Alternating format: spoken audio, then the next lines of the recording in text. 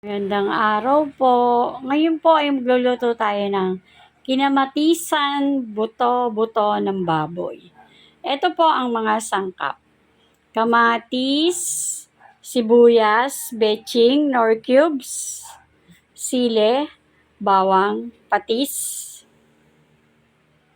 kangkong, buto-buto ng baboy. Tara, samahan niyo po ako, magluto tayo.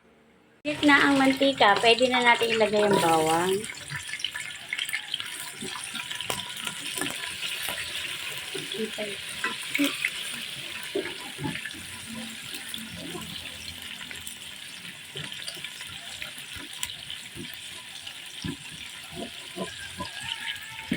Pag light brown na, pwede na natin ilagay yung sili.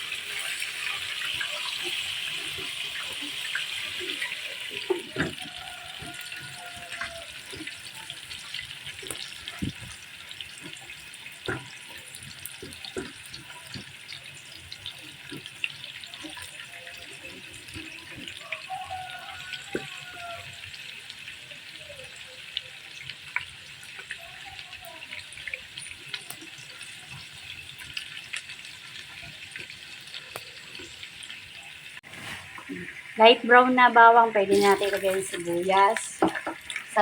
Sabay na natin ang kamatis. Kailangan maraming kamatis. Kaya lang, mahal na yun ang kamatis eh.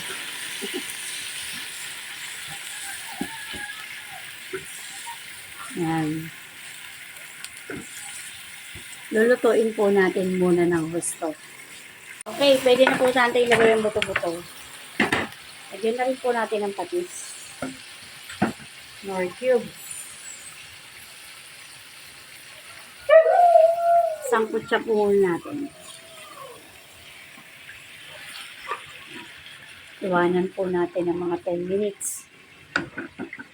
Yan na, isang kutsa na. Lagyan na po natin ng tubig.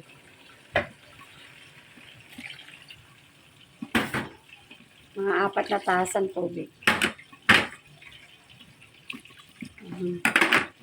Pakauliin po natin para tuluyan lumambot ang buto-buto. Takpan po muna natin. Okay, malambot na. Pwede na natin ilagay ang kangkong.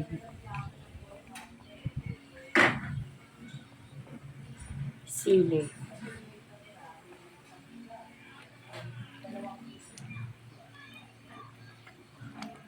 Pakuluin muna natin para lumambot ang kangkong at sili.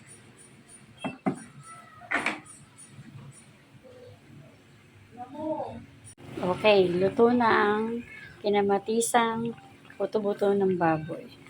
Pwede na po tayong kumain.